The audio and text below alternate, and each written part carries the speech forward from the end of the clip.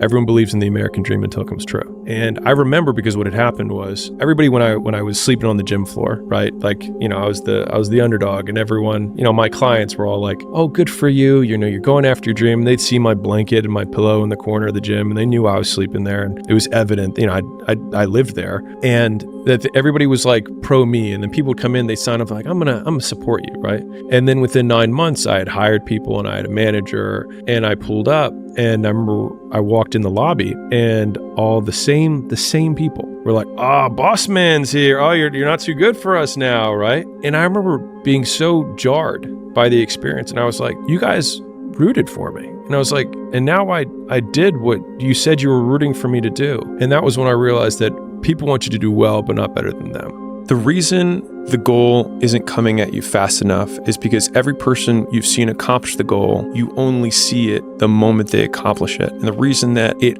hurts so much when people are like, must be nice, oh, that happened overnight, is because every time you fail, no one cares and no one sees. But when you finally win, people take notice. Discredited. But it's the only time they notice is when you actually win.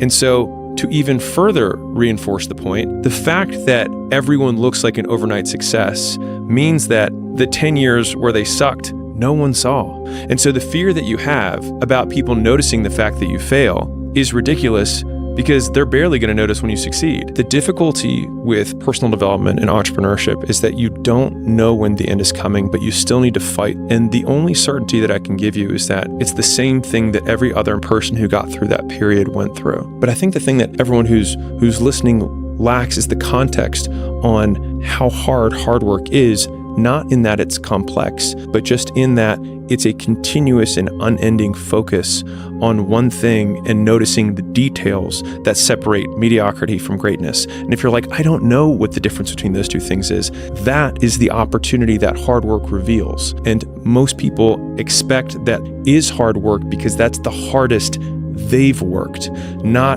the amount of hard work that is required in order to get the level of outcome that they say they want or that they expect. And until you get great, because as soon as you get great at one thing, you realize just the tremendous amount of hours and work that it takes to be great at one thing. And then there's this oh shit moment that I can express personally, which is you realize that there's so few things that you can be great at. And then the discipline comes down to saying, what are the 2 or 3 things that I can be really good at in my life? Because it will take me 5 to 7 years to be exceptional at this one thing. I am okay being a beacon of relentless hard work. I'm okay being the guy who says, fuck your mental health. I'm okay with it because I've given it a lot of thought. And I think that the other side is wildly overrepresented, and I'm willing to sit on the logical extreme because I think it will help more people. When I wake up every day, there's only one voice I have to listen to. And so then it's like, just do it for me. Yeah, we need to be reminded more than we need to be taught. There have been so many times in my life where I knew I needed to do something, and then I filled all this extra time not doing that thing. And then the moment I did it, I was like, wow, that took way less time than I thought it was going to take. And not only that, it took way less time than it took me to delay to actually get to this point. And if I had only started with just doing what I was supposed to do, I could have done 4 or 5 other things that I was also supposed to do by this exact same point. Waking up and then trying to shrink the time between when I wake up and when I start working, and shrinking the time between one task and the next task. Like, you don't need to take 30 minutes of getting ready to start working. Like, you can just start working, because as soon as you get into it, you start pulling the thread and you're like, oh, here it is. And all of the time that I was getting ready to work, I was just using up my best brain power time on things that truly don't move the needle at all. I think the vast majority of business owners work a fair amount. They just work on the wrong stuff and they do it the wrong way. And so they get so little for their effort that they wonder when they're at home empty-handed in bed, why isn't this working when I am working? But if you define work, at least the way I do, which is output, and in order to get output, it's volume times leverage. So how many times you do the thing times how much you get for each time you do it. And so that is do you work smart or do you work hard? It's you do both. You do as many reps as you possibly can, and you do it with the most leverage possible. So if I make 100 phone calls, the leverage that I can have there would be how skilled I am. So if I make 100 calls, I might get 10 times more. And so I worked more. I had more output than somebody who has less skill.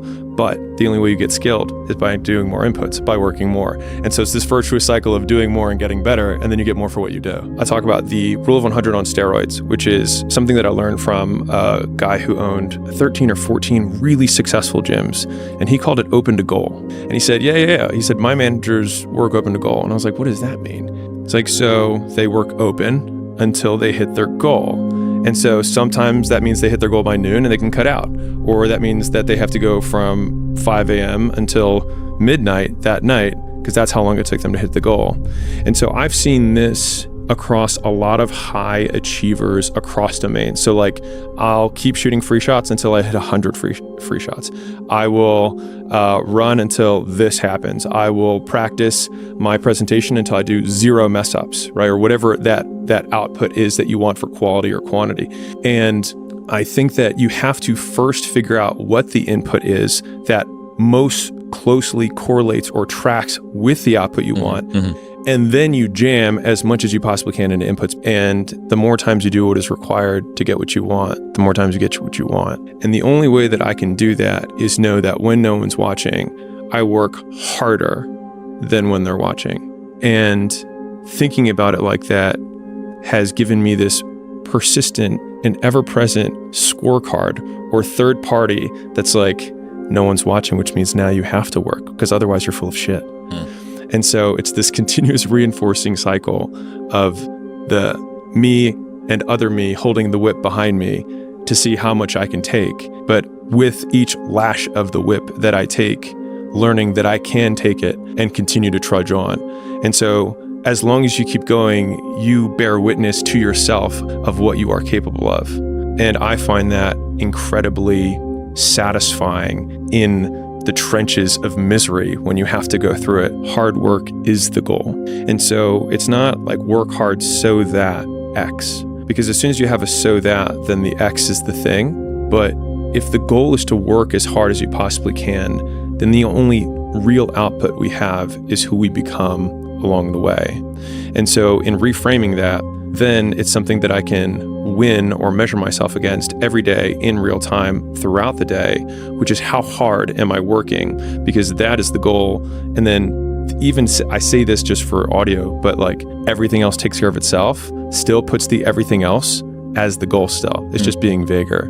But if you just say like, the only point is working hard because I know that whatever I'm going to get is stuff that I will become accustomed to. Because I know that when I look back on my life, the days that I loved the most were days when I had nothing left in the tank. And so then the goal becomes to empty the tank, not where I drive, but just to drive the car as hard as I possibly can.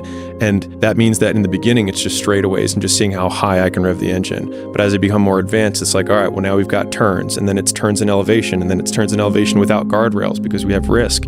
And so when I think about how hard I want to work, the interesting thing about that is that the only person who can judge you on your success is you, because you're the only one who knows how much left in the tank you really had. And the better you get, you start winning exteriorly. And that's when people are like, it felt so empty. It's because they didn't actually work as hard as they could have. They just worked hard enough to beat everyone else. But that discrepancy between how hard you could have worked to work your hardest versus what was required in order to win, to me, that's the opportunity that shifting towards the work being the goal unlocks for you. There's this huge time delay between when we start behaving in a way that a winner behaves and when we start winning. And the problem is that the bigger the mountain you're trying to climb, the bigger the W you're trying to get, typically the more delayed it is between when you start behaving like a winner and when you start being a winner. And most people don't get the fast enough feedback loop to know that they're on the right path when they are taking these first steps in the right direction, because they have this really big goal, but they forget that with that really big goal comes the even longer delay that it takes to get there, while still continuing to act with no feedback from society. No positive reinforcement. Whatsoever. Nothing. When you're growing in a business, it's very painful. When you're stagnating in a business and you're plateaued and you don't know what to do, it's very painful. When you're declining and you also don't know what to do, it's very painful. And so that means that all conditions of reality are painful. And so if pain is a prerequisite for reality, then it means it's just a signal that we are alive. And so in thinking about that, rather than pain as a problem, it is a signal that I'm breathing, and then becomes irrelevant. In the beginning, you're like, I feel bad. And then you think that should weigh on the decision of whether you do the thing that you're supposed to do.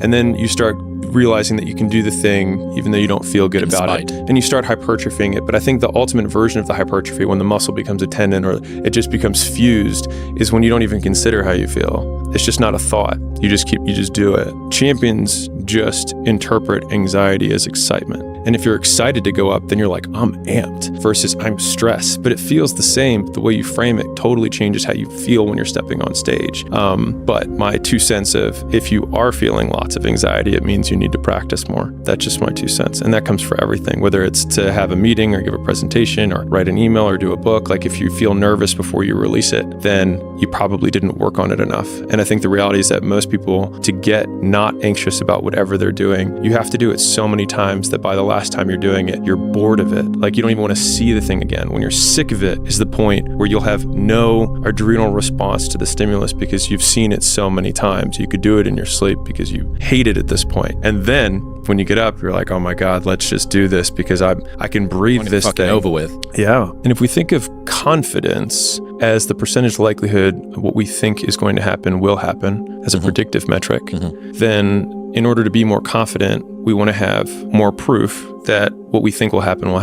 And so the easiest way to do that is to do it a lot of times. And so it would be reasonable to say that you're confident that it will go the way you want because it has gone the way you've wanted. And I think that's the part that everyone misses, is they expect the faster than they can imagine, and they imagine really big. And so then their expectations are really big, really fast, but they take the intensity and they don't apply it to a timeline that's appropriate. You always have to be the person who roots for you before everyone else does.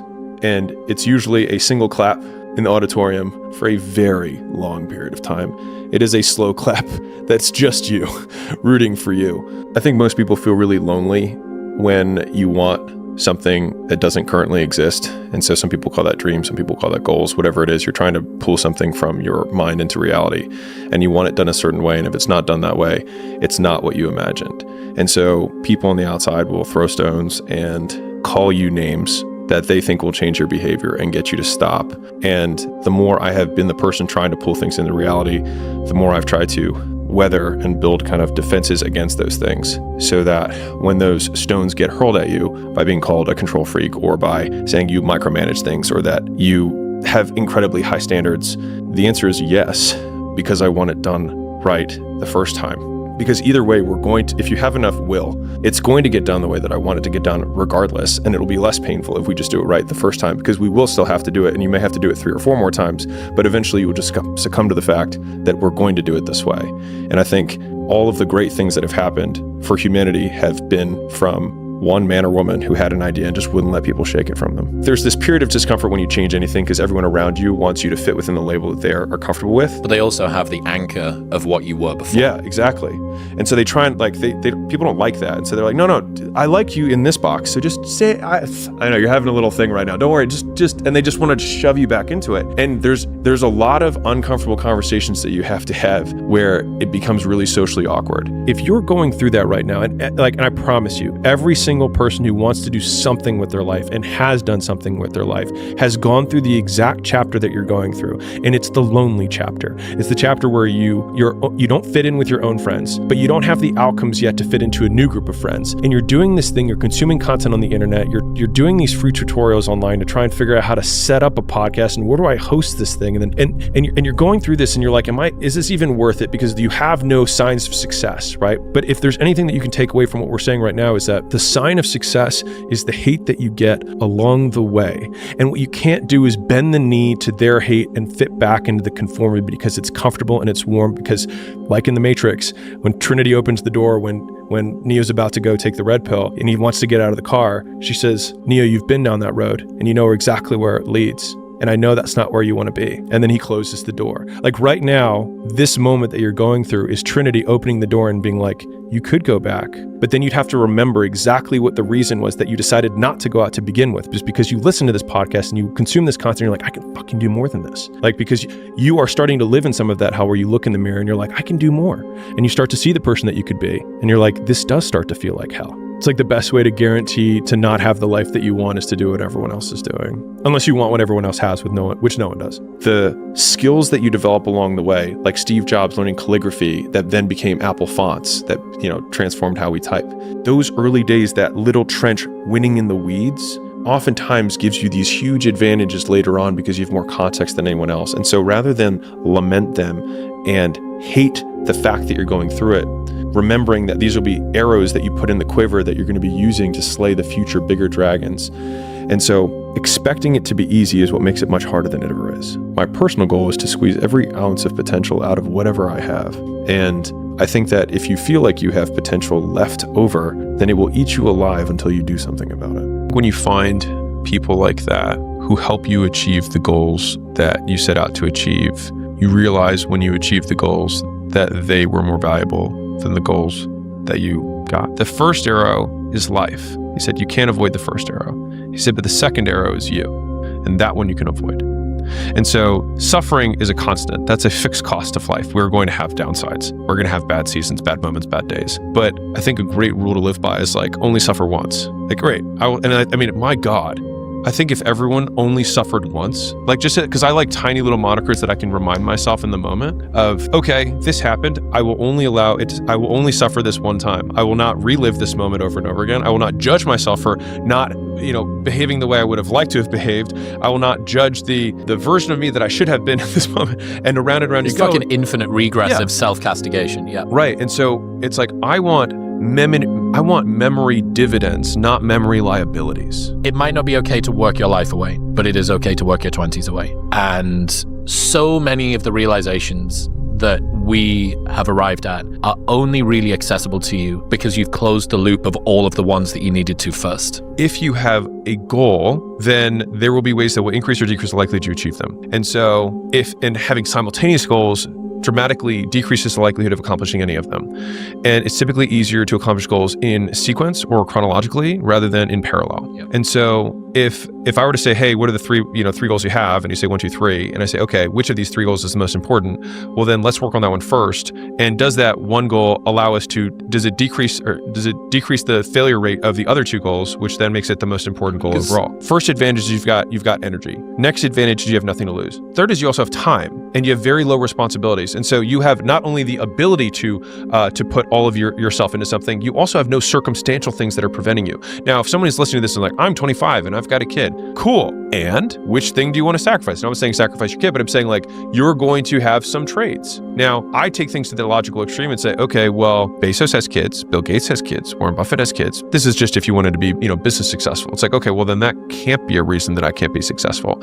And so whatever reasons that we usually give ourselves in the beginning for why we can't achieve something, you can almost always find not only just someone, but someone who's achieved world-class levels of success with worse conditions than you currently have, which then means it's absolutely possible. And then the only thing that it takes to get there is work. The world does not hate you. You're just not good at anything yet. You have high fluid intelligence, like your brain's working. So if you're on the younger side, like there is no rule that says that an app designed by a 14-year-old is in some way or any way valued less by a customer than an app that's developed by a 40-year-old. There's no rule. And so I will also push back on one thing, which is if you continue to feel like people don't take you seriously, if you continue to feel like people don't take you seriously because of your age, it might be not because of your age. It might be because you suck. And I think that is a significantly harder and more probable pill that you'll have to swallow. And all of these things boil down to that. And I've had this as my internal translation mechanism because before you win, they're saying you live your life in a way that I would not prefer. And then after you win, in Mark's example, you have won in a way that I did not prefer. And then if you continue to work, you continue to live your life in a way that I would not prefer. Mm-hmm. And so at the end of the way, they just cast their preferences onto you. And then somehow they expect you to give a shit. And they're entitled to think that you should care, and you're entitled to not care. You do need to listen to feedback. Like if you had never changed how you did your podcast from day one until now, your podcast would not be what it is, right? If I had made sales presentations, if I had written emails, if I had made products that didn't respond to feedback, then we would not be where we're at right now. It's a really interesting question of like, how do you discern which feedback is good and which feedback isn't? Yep. And I'm trying to think about what my perspective is on that. I think it comes down to, number one, aligned incentives. Like, does this person benefit from me doing better? Mm-hmm. Number two is competence.